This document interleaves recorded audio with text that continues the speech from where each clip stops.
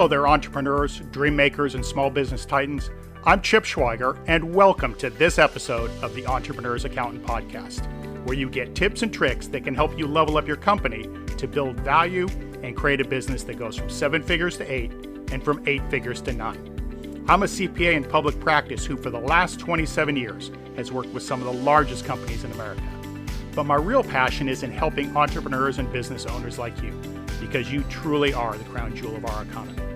And today, we've got an interesting episode for you, but before I move on, be sure to sign up for email updates at my new website, www.entrepreneursaccountant.com, to get exclusive content and tips that allow you to grow your business while enjoying the lifestyle you're entitled to. That's www.entrepreneursaccountant.com. So let's get to this week's show.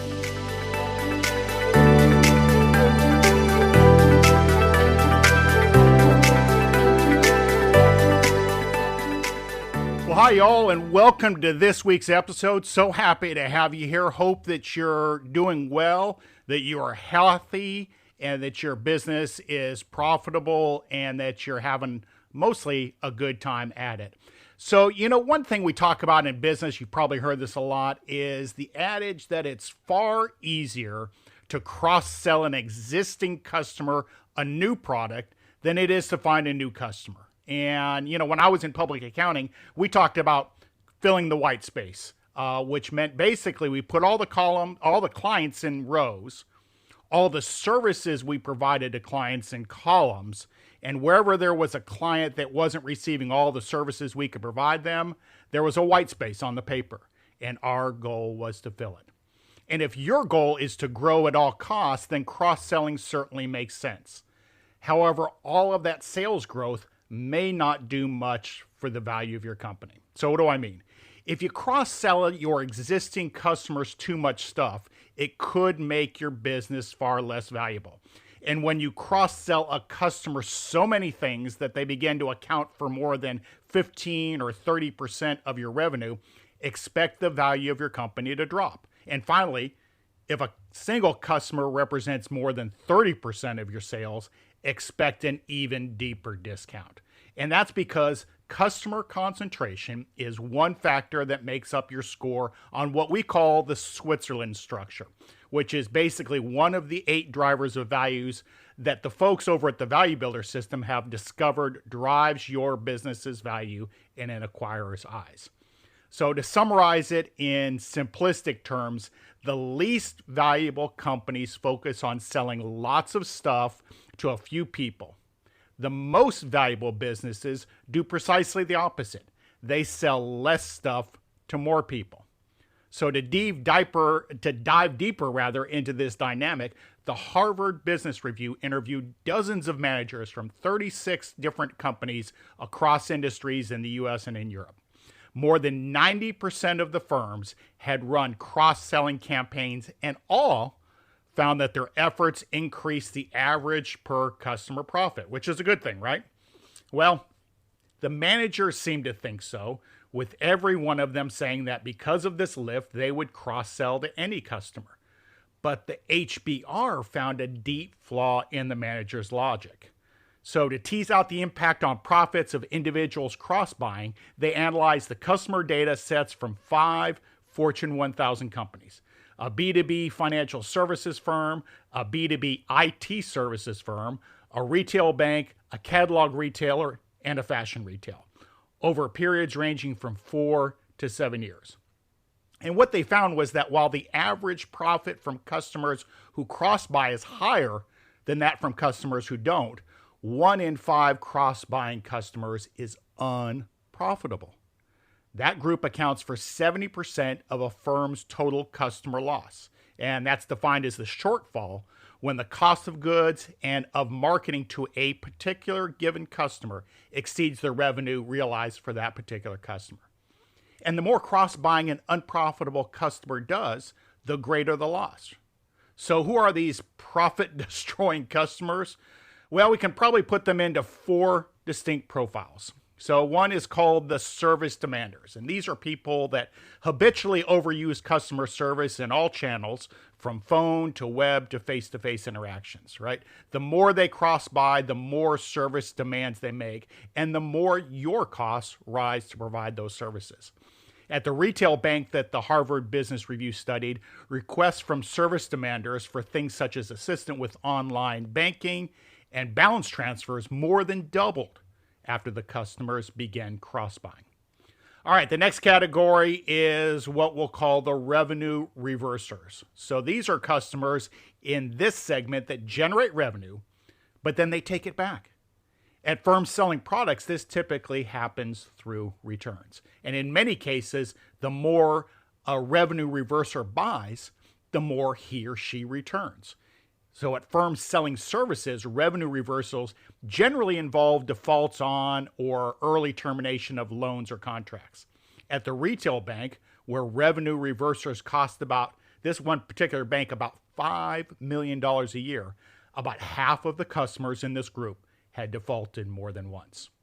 All right, the next category is what we'll call the promotion maximizers. So these are customers that gravitate towards steep discounts and avoid regularly priced items, right? And everybody likes to save money. I'm not being critical here. I'm just saying that in your business, you need to understand sort of these different types of buyers. So at the catalog retailer and at the fashion retailer that the Harvard Business Review studied, the average annual loss from each promotion maximizer was about $300.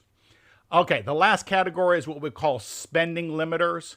And this is a really interesting group, I think. These are customers in this segment that spend only a small fixed amount with a given company, either because financial constraints or because they spread their purchases among several companies. So if they do cross-buy, they don't increase their total spending with the company. They reallocate it among a greater assortment of products or services at that particular company. This generates cross-selling costs without increasing the overall revenue from that particular customer. And at the financial services firm, a number of business customers who kept about $5,000 in their checking accounts responded to cross-selling promotions for products such as insurance or CDs simply by drawing down their checking accounts to buy the other products. And the increase in revenue from more profitable products was not enough to cover the cross-selling costs. Now, cross-selling to any of these problem customers is likely to trigger a downward spiral in decreasing profits or accumulating losses for really two reasons.